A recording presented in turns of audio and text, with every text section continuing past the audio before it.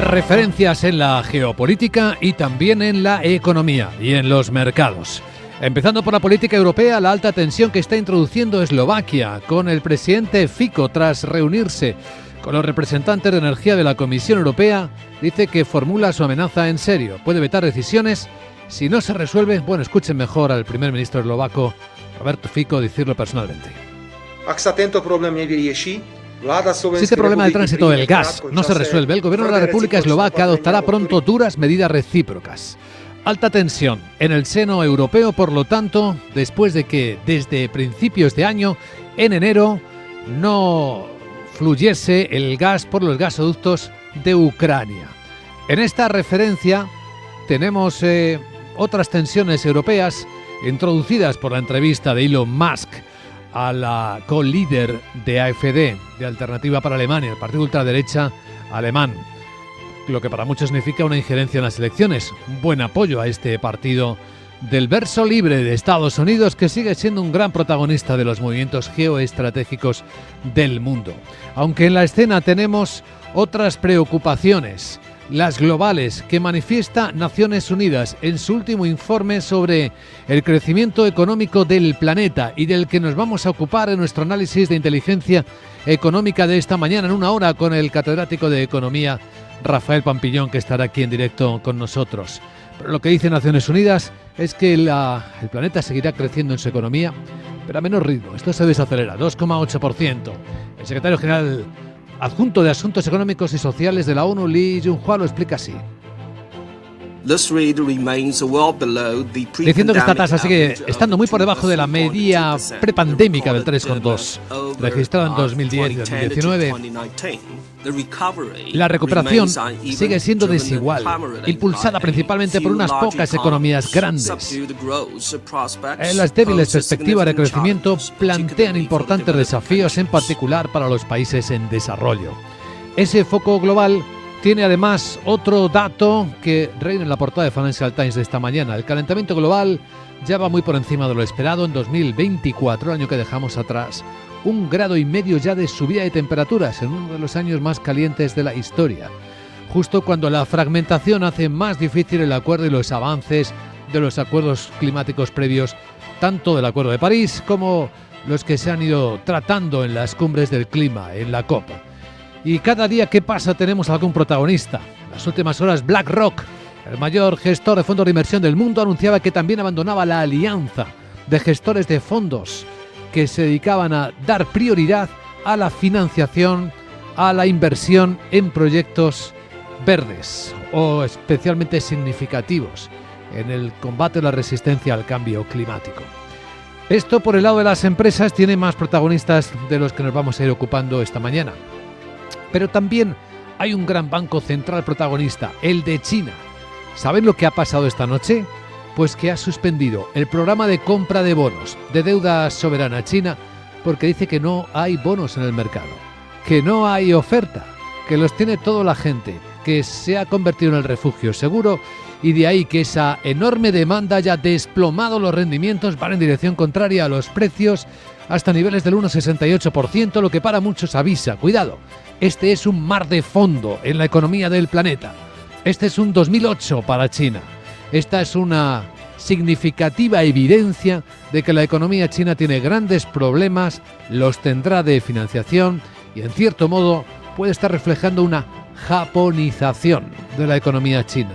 ¿Recuerdan ese estancamiento que duró pues más de 20 años, 25 años en Japón? Estará entrando en algo parecido China, algo que la economía del mundo no se puede permitir. Enseguida en Capital Asia más detalles de todo esto. Mientras que también ampliaremos información que nos está llegando de los resultados de TSMC, la taiwanesa, importantes, novedades en el sector inmobiliario chino, Uniqlo, el fabricante japonés que está cayendo un 8%, ahora explicaremos también por qué y seguiremos también en la crónica de sucesos la terrible tragedia de Los Ángeles, ese infierno en el que se ha convertido la ciudad con incendios que siguen sin controlarse a esta hora. 180.000 desplazados. La cifra de muertes ha subido, pero son 7 personas. Nada que ver, fíjense, con el terremoto de China, que fueron más de 125. Pero bueno, es otra tragedia de otra medida, sobre todo de enorme impacto económico y psicológico para los americanos. Y en Estados Unidos y en el resto de América, quizás el gran tema, el que se sigue en todos los medios, es lo que hoy se va a convertir en el foco, la toma de posesión de Nicolás Maduro en Venezuela, desoyendo todos los llamados internacionales, sin probar su victoria, ya que las actas mostraban la victoria de Edmundo González en Venezuela, se presta a tomar posesión. Las enormes manifestaciones en Caracas y en el resto del mundo no parecen haber detenido la intención de a quien llaman ya dictador en ejercicio, Nicolás Maduro, de seguir adelante con su escenificación. El presidente electo de Venezuela, Edmundo González, dice incluso después del suceso de la detención, del intento de secuestro de María Corina, que hay que perseverar en la pelea por la libertad. Es evidente que un régimen que es como ese representa una amenaza para todo el hemisferio y por eso los venezolanos estamos decididos a perseverar en esta lucha hasta el final. El régimen ha exhibido lo que dicen que fue una pantomima de la oposición con el intento de secuestro de María Corina.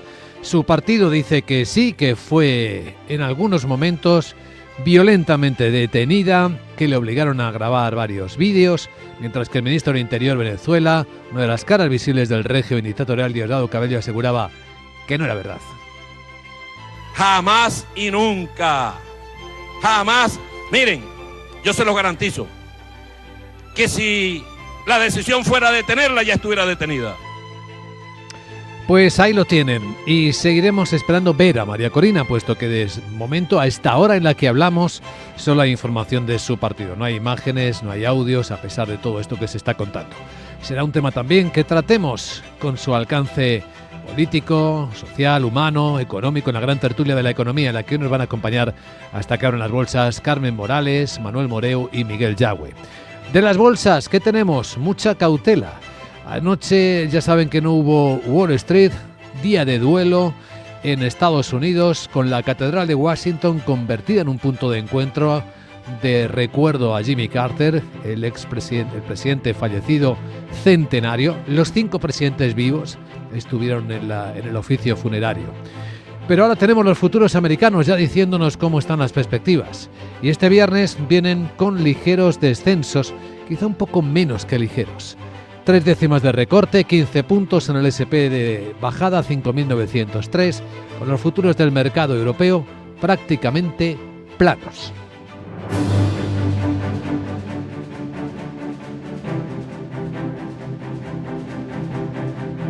Y entre las noticias económicas más importantes, las perspectivas de Naciones Unidas. ¿Cuánto crecerá la economía del mundo este año? Un 2,8%. Se espera más o menos lo mismo que el año pasado. Miguel San Martín, buenos días. Buenos días. Según el informe de proyecciones económicas globales presentado por el Departamento Económico y Social de Naciones Unidas, se reconoce que se esconden grandes diferencias, pues mientras que el PIB de Europa se recupera modestamente y pasará del 0,9 a solo un 1,3, Asia registrará cifras mejores. El sur del continente un 5,7%, liderado por India, que crecerá un 6,6%, y el este asiático un 4,7%, impulsado por el 4,8% de China. El crecimiento de Estados Unidos, ojo, se ralentiza del 2,8% de este 2024 al 1,9% debido al menor gasto en consumo. El informe destaca que la economía global ha mostrado cierta resiliencia ante las turbulencias, pero el crecimiento está claramente por debajo de los niveles prepandemia. Por eso el secretario general adjunto para Asuntos Económicos de la ONU, Lee Junhua, señala estos retos.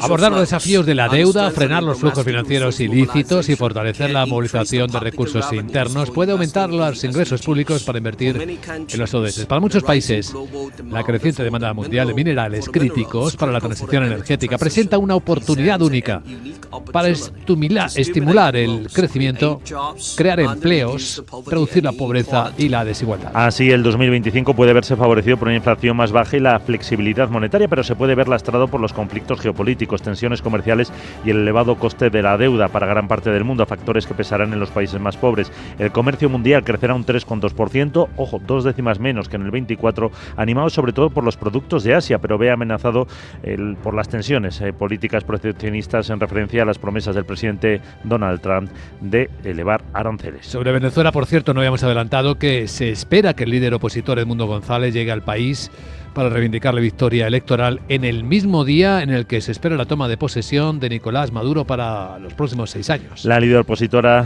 María Corina Machado, asegura que se encuentra en un lugar seguro tras ser detenida durante poco más de una hora tras reaparecer en la manifestación contra Maduro. Su partido afirma que ha sido obligada a grabar varios vídeos. El ministro del Interior, Diosdado Cabello, asegura que no la detuvieron. Todas esas informaciones vinieron de afuera sin que hubiese una sola razón. ¿Por qué? Porque ya la tenían montada la noticia, para que ustedes vean cómo trabajan ellos, con la mentira. ¿Por qué? No movieron gente, necesitaban una chispa y dijeron la mejor chispa es decir que fue detenida María Corina Machado. Mientras Caracas se prepara para la toma de posesión de Maduro más de 5 meses después de las elecciones que, según el chavismo, ganó el presidente. La oposición, sin embargo, afirma que Edmundo González ganó tal y como consta en las actas electorales que custodia Panamá. Por eso reivindica a González que se acepte el resultado.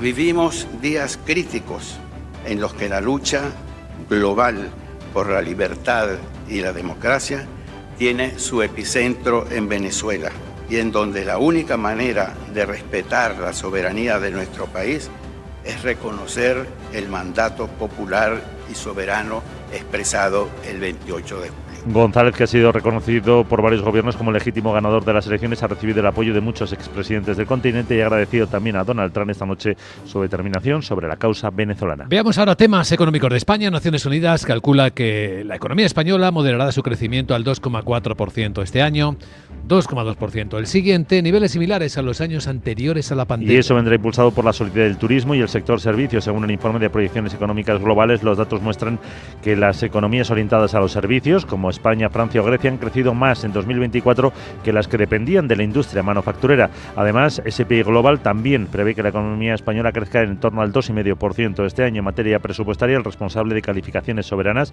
Marco Misnik, ha explicado que el déficit público se ha corregido gracias a la marcha de la economía y a la retirada de medidas anticrisis, es decir, por factores cíclicos y no por medidas estructurales, lo que en su opinión hubiera ayudado a una reducción más rápida. También se ha referido a la posible subida de la calificación de la deuda soberana española. Lo que podría subir el rating es una consolidación más importante, más rápida, la reducción de la deuda pública o, por ejemplo, una mejora en la deuda, o sea, bajada de la deuda externa. Y al revés, por ejemplo, para un escenario negativo. Lo que prevemos ahora es que el rating no cambie a lo largo de este año, tenemos una perspectiva estable. Los expertos de S&P Global abogan por abordar una reforma adicional del sistema de pensiones que afecte al lado del gasto y descartan un impacto en el crecimiento por la ausencia de presupuestos de este año. Y en España seguimos ya 10 días adelantados de enero sin saber cuál va a ser la continuidad de MUFACE, del sistema de asistencia sanitaria para los empleados públicos, de la administración pública. El sindicato CESIF estudia emprender acciones legales contra esta organización con MUFACE si no se garantiza la asistencia sanitaria a los mutualistas. Tras conocerse que DKV no se presentará al concurso convocado por el Gobierno para dar cobertura sanitaria a más de 1,5 millones de funcionarios y familiares, el presidente de CESIF, Miguel Borra, acusa al Gobierno de dejación de funciones y anuncia medidas que podrían culminar con paros de los funcionarios. El Gobierno y el Ministro están realizando una dejación de funciones y demuestran una absoluta falta de respeto a los trabajadores públicos con su silencio y con la falta de transparencia. Mientras tanto, CESIF va a asesorar a nuestros mutualistas para emprender las acciones que sean necesarias, incluidas las judiciales, por la falta de asistencia sanitaria. Con la salida de Adeslas y ayer de DKV, tras anunciar que pierde 70 millones de euros, Asisa es la única en concursar por el sistema de cobertura sanitaria de funcionarios. Esa es la cuenta, entre 70 y 100 millones de euros perdidos cada año por las entidades de salud privada atendiendo el convenio ya completamente anacrónico de MUFACE. Bueno, y en la agenda del viernes, ¿qué tenemos? Sara Bot, muy buenos días. Muy buenos días, Luis Vicente. Ya. Sí, ¿qué? Por fin. ¿Qué? Hoy es viernes y tu body lo sabe. Así que te cuento la agenda de este viernes y se publican datos de producción industrial en Francia y en España del mes de noviembre. Además del gasto de los consumidores en nuestro país vecino, en Italia se publican ventas al por menor de noviembre, y la referencia más relevante, como siempre, llegará de Estados Unidos, donde se publican los datos de desempleo y el de creación de nóminas no agrícolas. También se conocerá el índice de confianza del consumidor de la Universidad de Michigan. Bueno, pues ahora estoy casi preocupada, sorprendida, intrigada. ¿Sabes por qué? No. Pues porque por lo menos han pasado 24 horas sin que hayan hablado Trump ni tu amigo el Loncio. Bueno. ¿A qué es raro? Bueno. ¿Les pasará algo? ¿Se habrán quedado sinfónicos? Uy, afónicos, sí. Ahora les llamas y me cuentas. Jeje, cha. Sí, porque sinfónicos parece que sí siguen estando. Bueno, ya en serio, vamos a tomar la temperatura del mercado asiático a continuación. En Capital, la bolsa y la vida.